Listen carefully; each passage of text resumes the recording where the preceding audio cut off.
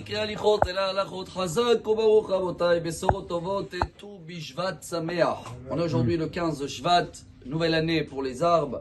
On rentre également dans une série où il va y avoir des fêtes maintenant, tous c'est les 15. Donc le mois prochain c'est Purim Katan parce qu'on a 2 mois d'Adar. Après le 15 suivant dans 2 mois c'est Purim Gadol. Dans 3 mois c'est Pessah. Dans 4 mois Pessah Sheni. Et on rentre dans une série, si Dieu veut, de fêtes et en espérance aussi Bezrat Hashem de grande joie et que tout ce qu'on est en train de traverser, car on est en plein guerre, que ça va porter fruit très très vite. Je pense que c'est le moment de partager le message qui est déjà dans la Torah, dans le Chumash Devarim, qui a Adam Aetz Hasadeh. L'être humain, il a été comparé à un arbre, non pas à une voiture, et ni à un requin, et ni quoi, un immeuble. Pourquoi on est comparé à un arbre? Alors vous connaissez tous les maximes des pères, qu'un arbre, même si en ce moment ils sont pas encore, ils sont nus, hein, mais on a compris hier que selon Rashi et le Talmud de Yerushalmi de Jérusalem, c'est qu'à partir de maintenant, tout ce qui va sortir de l'arbre, ça commence dès aujourd'hui, c'est le nouveau sang de l'arbre. Tout ce qui était jusqu'à hier, c'est de l'année dernière. Alors c'est un renouvellement pour l'arbre.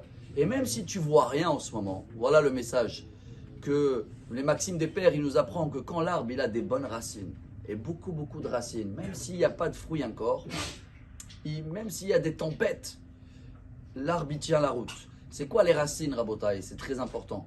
Nous on a des racines depuis, voilà, c'est la paracha de cette semaine, on est sorti d'Égypte, on a plus que 3335 ans de racines depuis qu'on a reçu la Torah.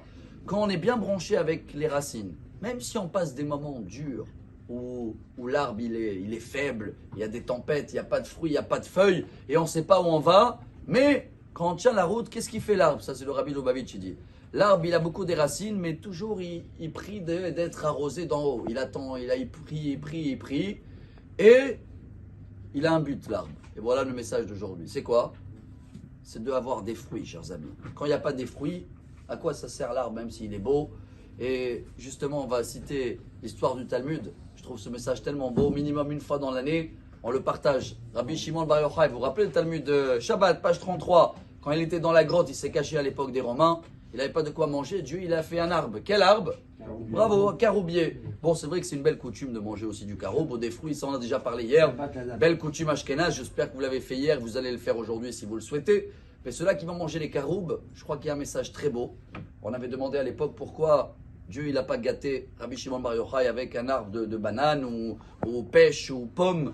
C'est mieux, le caroube, on a compris, le Maïmonide il dit c'est des couteaux en hébreu, charev, c'est pas bon pour l'estomac. Et le message était parce que Rabbi Shimon Bar Yochai il était dans la grotte, il pouvait lire des journaux, jouer au PlayStation, mais Dieu il a dit regarde le caroube il donne des fruits quand?